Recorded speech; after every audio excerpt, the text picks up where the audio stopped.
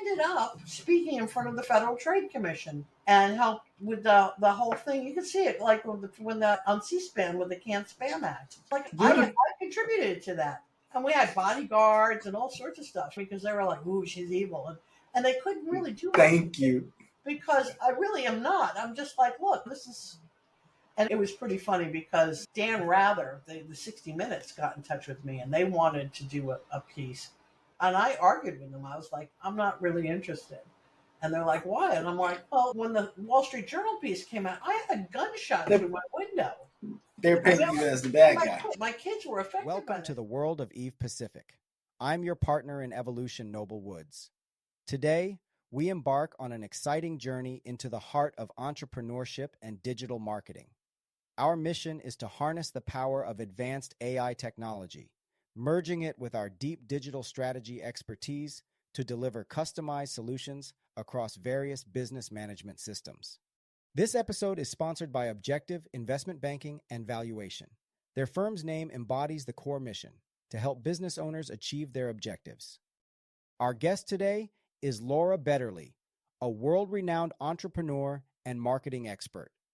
With over 2 decades of experience, Laura has established herself as a key player in the marketing space, founding Marketing, a boutique agency that has helped launch some of the most successful brands in the industry. Laura's journey is not only about marketing. She is also an accomplished consultant, trainer, and speaker who shares her vast knowledge to help others achieve success in their own businesses. Her recent exploration into GPT-4 and its applications in business demonstrates her continued leadership in merging creativity with cutting-edge technology. But Laura's story doesn't end with marketing. She is also a musician, having performed in the vibrant NYC punk scene during the late 1970s and early 1980s, and a cast member of the new reality show Boom America. Her diverse experiences, combined with her entrepreneurial spirit, make Laura a unique force in the world of marketing and business. Now, Laura prefers an unstructured, free-flowing approach to interviews, and today's conversation is no exception. We started recording on the fly, diving right into one of her many fascinating stories. You're joining us in the middle of a conversation where Laura is reminiscing about her time as the president and co-founder of VisioSonic, later known as PCDJ-Com, an MP3 music company. In this particular story, she's taking us back to when she was on the Warped Tour with Ice-T, a truly unique chapter in her multifaceted career. So, buckle up for a candid, unfiltered conversation with Laura Betterly as we explore her journey from the punk rock scene to pioneering marketing strategies and even her recent deep dive into GPT-4. Whether you're an entrepreneur, a marketer, or just curious about the intersection of creativity and AI, you're going to find this episode packed with engaging insights and plenty of inspiration. Without further ado, let's jump right into the conversation with Laura Betterly on Automation Evolution.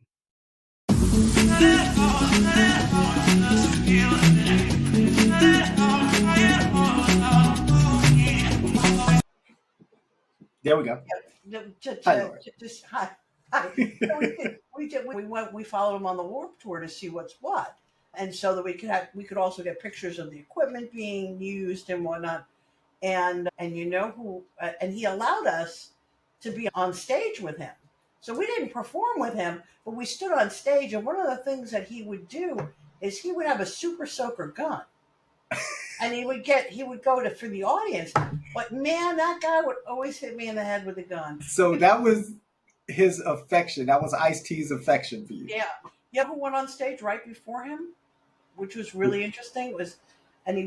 No one knew who he was then. It was Eminem. Really? Yeah. Out of Detroit. This is like 1999.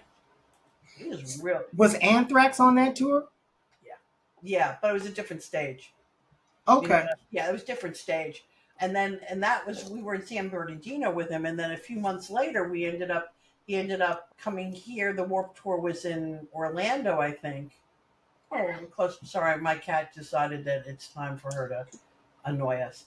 You might see my pugs. It's okay. Yeah. So anyway, but yeah, and what was really cool with that is I brought some of the kids, and they were just like, Yeah, starstruck, Yeah, big yeah, time.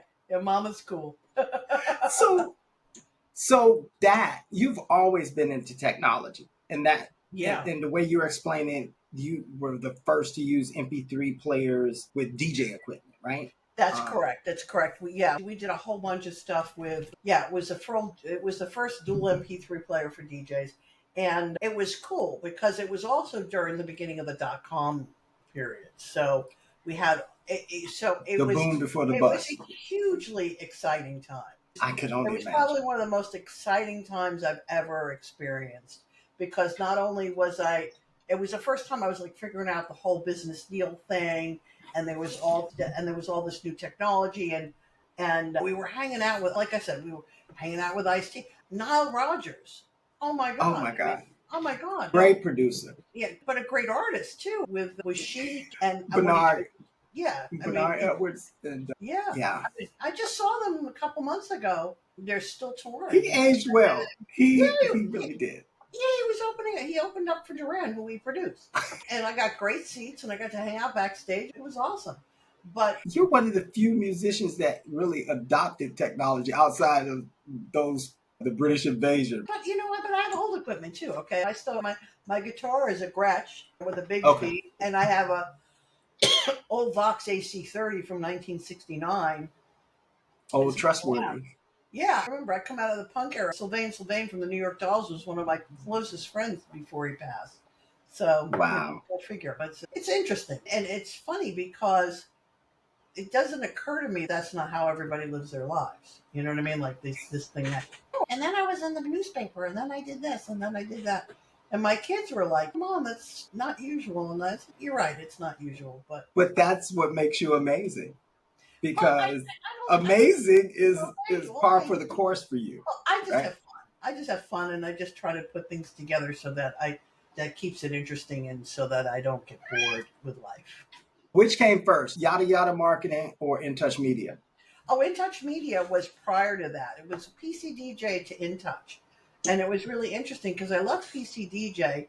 It's funny when you're in a .com, and this is, of course, that first crash was pretty dramatic Correct. in But we early. raised you $1 million after the But crash. we still had some great technology and whatnot. And it was interesting because things didn't actually crash. Like the money dried up around March, like the people that were giving money. But it took until the end of the year for people to spend all the money and realize there was no new money coming. You know what I mean? So So there was a reverberation from there was spring all the way to yeah, Christmas. because we were doing wild stuff. Like we were like they had me tour the world. I was in Hong Kong and LA and south of France and whatnot with the equipment. That's insane. And and But I left so there. the MP3s were, that was a part of In Touch Media? Or No. So this is prior to In Touch. But what happened was this is I left PCDJ and I PC? realized after looking at all the cool stuff we did, what made all the money? It wasn't selling DJ equipment or software. It had nothing to do with that. The money we made was in advertising, in the newsletter, and we had a dual player that was a free player that was advertising driven. And if the company that had created that technology didn't go out of business with all of that, it would have been just such a home run. But they didn't pay us. But we had this push technology on the free player that had banner ads on the top, and every time you would log into the internet, it would download some new banner ads and play. And we made money in the newsletter. So we had about 1 million people on the list, and in 1999, 1 million people on a list is pretty That's huge, amazing. That's right? a So, big deal. yeah, Yeah. but they liked mixtapes, and they liked diesel bags, and they liked cool DJ kind of, and nobody thought it was sleazy because we were being very ethnic to the group that we were. It's like we did a DJ with DJ Bunny. We would do an interview with, and then there would be an advertisement for these like the cool DJ bags. Okay. And you know what I'm saying? So it wasn't like So so there right, was a tie-in. Yeah. It wasn't like we were doing that and then throwing in a Viagra ad or something stupid. Which back in the day, that was a big deal. I mean, that Yeah. was Oh, yeah. yeah. Tons of So, money. yeah. Yeah. What I did was I looked at what made the most money at PCDJ when I left, and I realized it was the advertising. It had nothing to do with the music business or the software. And I loved the music business and I loved the software, but I loved money a little bit more because I had children that I had to support. I thought about it and I got in touch with a friend of mine, and he had a newsletter called the Windows XP Users List. That's an old brand. Wow. And I said, "Hey, how much would you want for that list?" And he said $250,000. And I said, "Okay." And I realized I didn't have $250,000. So I thought about it and I said, "But maybe I can find somebody who wants to buy the list, and then I could keep a copy of the list And work the list. and we could do that." So I tried to do that, but I couldn't find anybody who had that.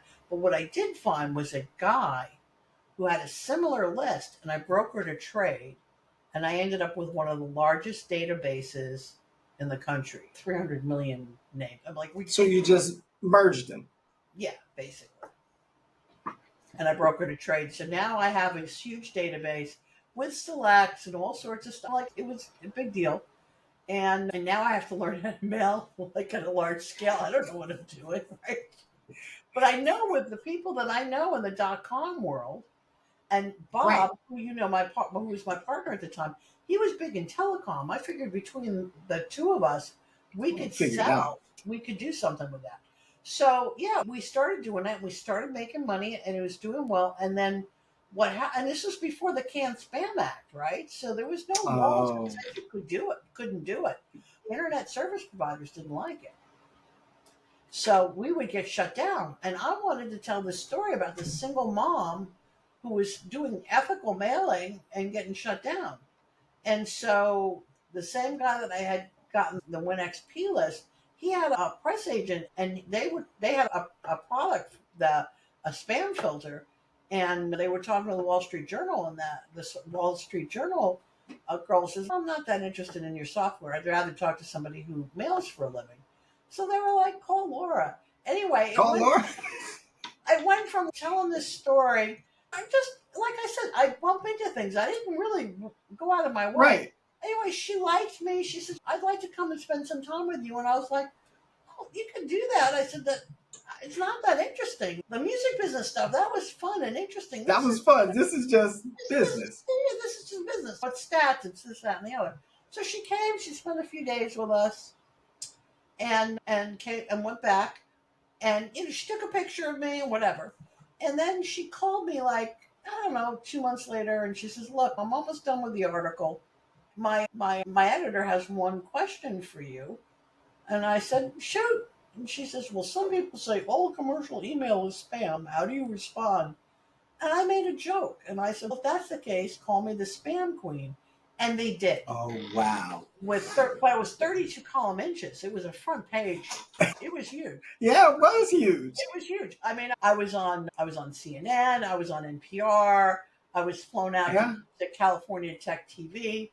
I ended up speaking in front of the Federal Trade Commission and helped with the whole thing. You can see it like when the on C-SPAN with the Can Spam Act. Like I Beautiful. contributed to that, and we had bodyguards and all sorts of stuff because they were like, "Ooh, she's evil," and they couldn't really do anything Thank you. because I really am not. I'm just like, look, this is. And it was pretty funny because Dan Rather, the 60 Minutes, got in touch with me and they wanted to do a piece. And I argued with them. I was like, "I'm not really interested." And they're like, "Why?" And I'm like, "Well, when the Wall Street Journal piece came out, I had a gunshot They're, through my window. they're I mean, painting you as the bad guy. my kids were affected by this." And I was like, "Look, don't get me wrong. I can get passionate about teenage pregnancy and drug abuse. Dudes, we're talking about an email. Like, I'm Yeah. not wearing a wife beater T-shirt in a trailer park sending out Right. Viagra ads. It was a whole different thing. But that's how Correct. In touch started. That Just so you know, that was the piece that I had. that's how it I started. was flagging around. Yeah, Yeah, that and then that's helped what we me got. tell the story. So be, now, when I reached out to you, I seen that you made an expansion. I won't say a pivot, because my business, we fully pivoted into Right. the automation space. So what drove you to follow the trend with that? Because it has been around forever. Yeah, since 2007. What happened is when we left, when In Touch reverse merged into a public shell, and the bankers that put the money into us naked short sold us to death. Oh So yeah, yeah, when they gave us a convertible note, when they went to convert, they had driven our, and I just knew it didn't work without me, and I was just personally so unhappy. I left, and I left with nothing, and I started In Touch, and it was better because I still work with Bob on different things. Interestingly enough, this is 15, 20 years later. I just talked right, to him today, but I needed to have my own thing.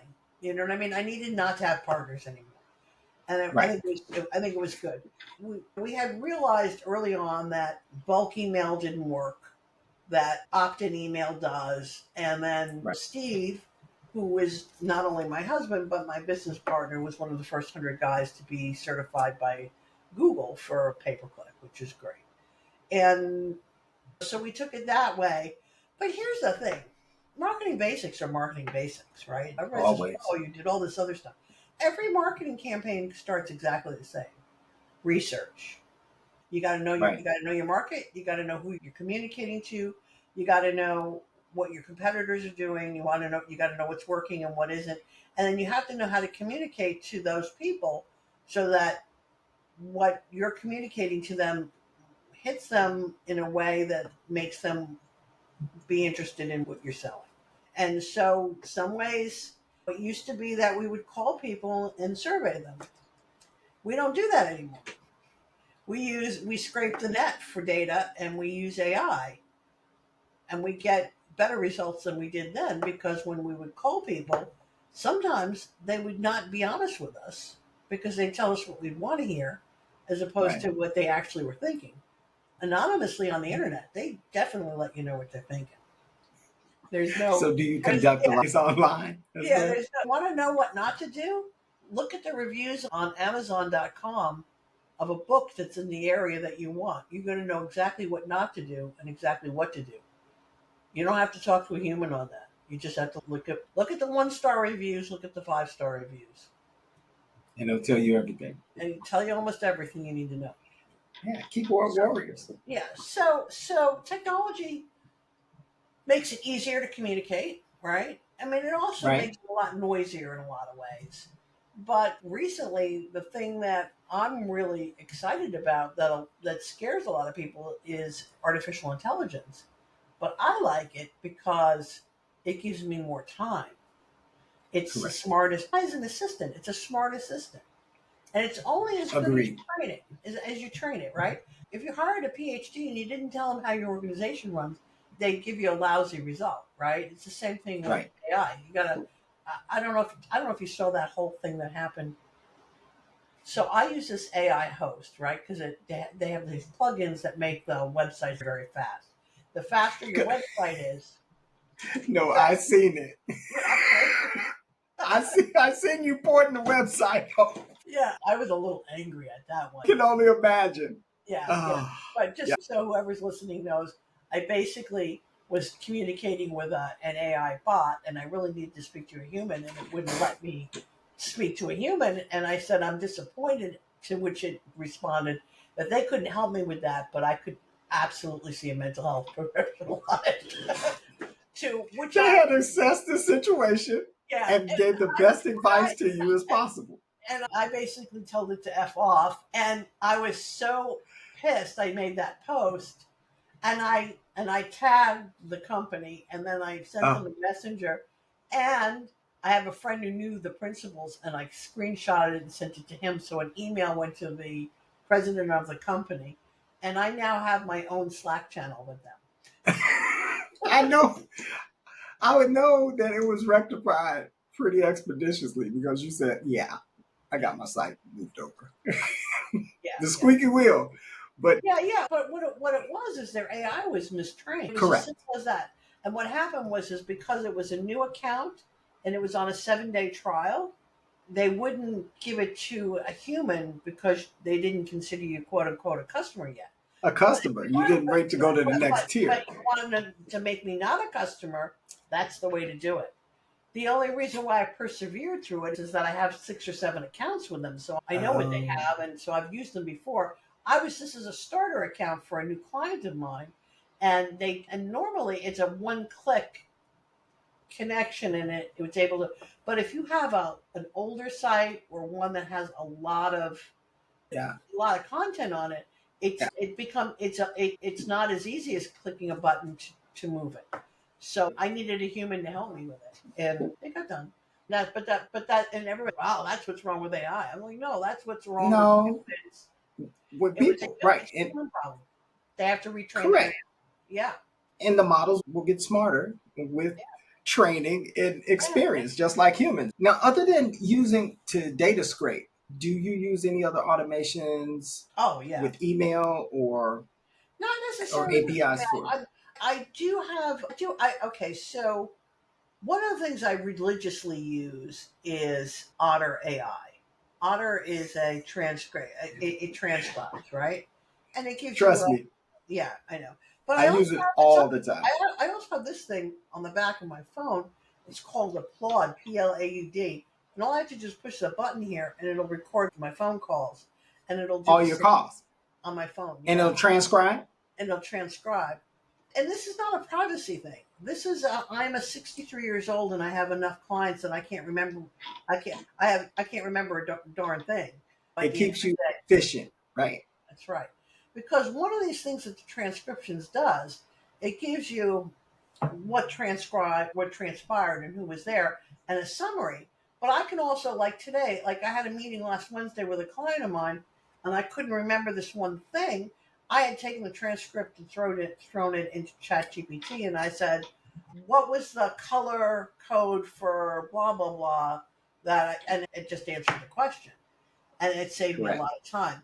Now, the other thing that's very interesting is that people don't realize is that there's not just one AI. People hear ChatGPT, but Right. there's another one called Claude, which is You, it's great for creative writing.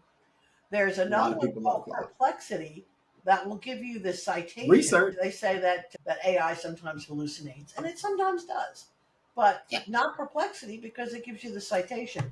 But here's the thing: That- search engine optimization, where you're working on your website, don't do it anymore. It's right. pointless. I'll tell you why. Because first of all, in Google, the first page is all ads anyway. So the first position used to be worth 80% of the traffic. It's not anymore. And the second thing is nobody's going to go in and just keep searching like that when you have an answer engine. So I use ChatGPT. It's amazing. So I'll be like, I'm in QuickBooks and I need to do blah blah blah. Where do I find journal entries? Exactly. And it'll give me the answer or whatever. ChatGPT or Perplexity or Claude or Gemini, or now they've got, what's the new one they're trying to sell me on my PC right now? Let me look at it. Copilot. Yeah, Oh, on Microsoft. yeah. So what I'm saying is that that's the answer engine. You have an answer engine. Why would you go and research 200 websites that may or may not have what you need? Thanks a lot, Laura. I bought 3 websites 3 years ago that I was Yeah. making a lot of money on until around March of last year when they made the fatal algorithm change at Google. And I'm not, you know what? If that wouldn't have happened, I wouldn't have made the pivot. So I'm glad. I'm very Yeah. glad because I used to have the number one spot for marketing firm. I had number one for vasectomy reversal. I had number one for handyman. I had all, and then there was an algorithm change, and I and I went, that's not sustainable. If no, you don't, if it's not sustainable, if somebody can change their mind at how things work and put you out of business overnight. And that's when I got very proficient in ads, because I there you go. know I can predict if I spend a dollar. If I know if I spend a dollar and I can make $2, I'll do it all day long. All day But if long. I get this free traffic and somebody turns it off and I don't know how to do ads, I better have put half of that money away because I'm going to starve otherwise. Yeah, yeah. Yeah, It's maddening. We've all learned that very expensive lesson. Exactly, and that's why we're still around. We're Yeah. fortunate. I don't think what we do is. I don't think it changes all that much. No, I just think that there's new efficiencies that come and new ways of and doing that's it to what make it we easier. try to promote here is adopt the technology because you'll just make it a foundation because the technology is going to continue to change. That's right. Yeah, But grab onto it now. yeah, and it's never gonna. It's never. Now I've got a new tool that I'm starting to work with, and it's basically AI bots that'll work together in a like a Yes, to do stuff. agents, Yeah, yeah, nice little team, right? yeah, exactly, exactly. And you know what? Look, everybody say, "Oh, it's going to do away with jobs." I mean, No, look, I mean, we're a capitalistic society. well, Any company is going to say, if I can get more out of you right, well, with that, this bot, they're just going to give you a bot and just but go there's at it. but there's still going to be humans that run the bots. Oh yeah, exactly. And you're gonna, and this might sound cold and calloused or whatever, but you know what? AI is not going to come to work tomorrow morning hungover. AI is not going to break up with his girlfriend and have a bad day. It's not going to happen. Right. We'll And have I to like leave that. work early Yeah, for the dentist. yeah, Yeah. yeah. And it is what it is. But I can get more done in less time, and that gives me more time to listen to this cat cry at me, as you can hear. Love it. Yeah, yeah, that's Love it. yeah, or work on my music, or okay, I said cry for a minute, not for the whole thing, Edie. Are you still performing? Not as much as I used to, but occasionally. Before we get out of here, I have to ask you, like everyone else, the most important question. Star Wars or Star Trek? Star Trek. So you're an optimist. And you didn't even hesitate. You didn't hesitate. That is Well, yeah, awesome. yeah. I mean, come on. Yeah. I mean, you It's a know, brighter tomorrow. yeah. Yeah. I think Star Wars is a great story. Oh, It's a great. What's really interesting, what most people miss, is it's not a futuristic story. It's a story of our past. it was. It All is about the not past. it's not That's futuristic. George Lucas's vision. Yeah, that was a yeah. Yeah. Yeah, It was a Star Trek. history lesson. Come on, personally, I can't wait until we can beam ourselves somewhere. I am so sick. If I ever have to fly on Spirit Air ever again, I'm sorry. I'm You sick. don't have to.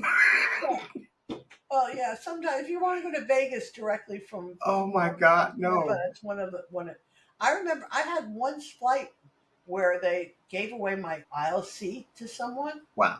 Wow. and I actually started to cry in the aisles, and somebody gave me their seat because I was like, I can't. I mean, it wasn't even. It was like it was originally a budget airline, but it's not really that budget. It's expensive. No, people are just flocking over to it because it's convenient, right? Because they got all those, Yeah, but yeah, they call them slips. yeah, it's not my thing. So there you go. I thank you from the bottom of my heart. We've known each other so long. I do appreciate your like mind, but so much more talented and experienced mind. Giving me the time this evening. Oh, I appreciate And it. Look, we go back a long way, and I believe that someone said to me, "What was my most successful action in business?" And I'll tell you what it is: it's to never disconnect. that's it. It might be it You may might be a know a couple lot, but it's might be a couple of years, but you just you keep your peeps close. You know what I mean? we'll And keep each other afloat, right? yeah. I mean, you never know. You never know what's going to happen. No, and we were brought together for a reason a long time ago. That's right. So It's all good. it's supposed to last. So, Laura, thank you. Yes. And is there anything else that you would like to impart to our audience about the future, your past, or the present? I think that things change, but they stay exactly the same. Like I said, going back to it, so it's you're not redoing the same thing over and over again. But I think it's also it's extremely exciting time because the ability to know is so much higher. Before we had search engines, like my kids don't. My boys are in their early 30s, right? They learned their teacher was Google, right? Right. When I was a kid, if I wanted to know something, I'd ask my mom, and she may or may not have the answer. Or we had the Encyclopedia Britannica, Funkin' Wagner, Danica. which may or may not have the data. And then if that and you'd have to be committed enough to learn the Dewey Decimal System, You must go to a library. and go to a library and pull all those books out with the Oh little my God. cards. Yeah, yeah. They have internet connections now, but oh my God, for the love of a microfiche to, Oh yeah, yeah, yeah, yeah, yeah. for Exactly. newspapers, Exactly. periodicals. My kids are like, you what? You this? Oh, And I was like, no, this is how we. This is if we wanted to know if the U.S. If you wanted to know what a micron was, this is how you found out. You didn't just right. go, yeah, yeah. And they told me like I have 13 heads, but that's the way it was. But then I also pointed out to them when we were kids, we used to go outside too, and We and we did spend a lot of time outside. yeah, Well, yeah, people do now. inside. What are you talking about? They'd be like, "Don't come in until it's dark."